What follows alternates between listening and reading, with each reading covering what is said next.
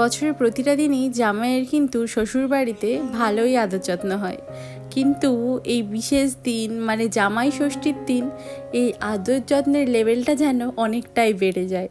সত্যি জামাই ষষ্ঠীটা জামাইদের জন্য খুবই স্পেশাল হয়। আর আজ ছিল আমাদের মানে আমার হাজব্যান্ডের 3rd জামাই ষষ্ঠী। দেখতে দেখতে সময়গুলো যেন কেমন পেরিয়ে যায়। এই তো সেদিন বিয়ে হয়েছিল, আজকে 3rd জামাই। সকাল থেকে এই তোড়জোড় শুরু হয়ে গেছে। কে কী রান্না করবে, কি খাওয়ানো হবে, সেই নিয়ে সবার মাথা ব্যথা। বাবা থেকে কাকু কেউ এতে বাদ পড়েনি। কেউ রান্না করছে খাসির মাংস, কেউ রান্না করছে চিকেন, আবার কেউ চিংড়ি মাছের মালাইকারি, কেউ আবার 5 রকমের ভাজা। আর একটা কথা কি বলতো, এই সবাই মিলে একসাথে থেকে এই অনুষ্ঠানের দিনগুলো যেন আরও স্পেশাল হয়ে ওঠে।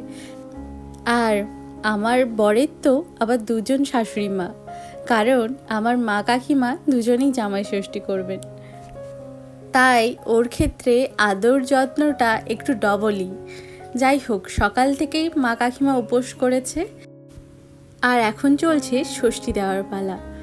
যাই হোক, আর আমি এখানেই পাশে বসে বসে ওকে হাওয়া করছি, কারণ এতগুলো খাওয়ার তো ও একা খেতে পারবে না, আর যা গরম, সে কারণে পাশে বসে বসে মাঝে মাঝে আমি হাওয়া করছি আর শঙ্খ বাজাচ্ছি, কারণ আজ তো জামাইয়ের দিন, মেয়েকে সবাই ভুলেই যায়।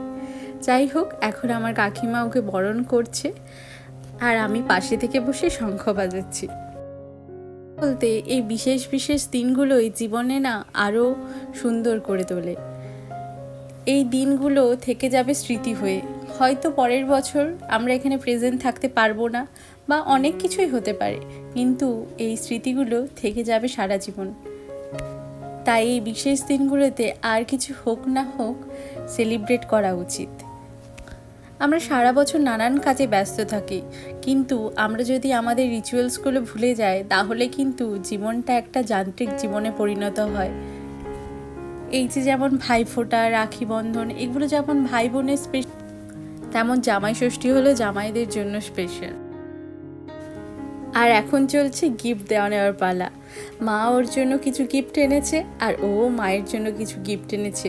কি এনেছে আমি সেটা তোমাদেরকে ভিডিওর শেষে দেখাবো। এখন চলো ভিডিওটা দেখতে।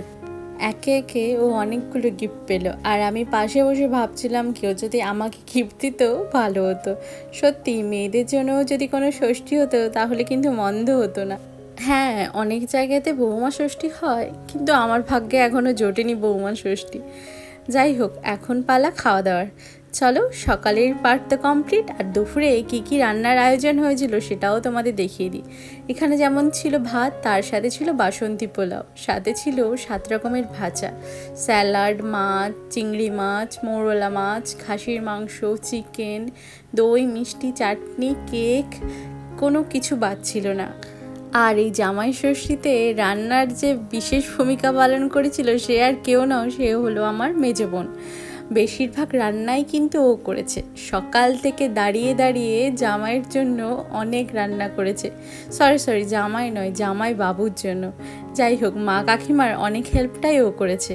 চলো, খাওয়া দাওয়ার পার্ট তো কমপ্লিট হয়ে গেল, শেষে তোমাদেরকে দেখাই মা কাকিমার জন্য আমি কী শাড়িগুলো এনেছিলাম। ভিডিওটা ভালো লাগলে অবশ্যই কমেন্টে জানিও। দেখা হচ্ছে খুব তাড়াতাড়ি নতুন ভিডিওতে।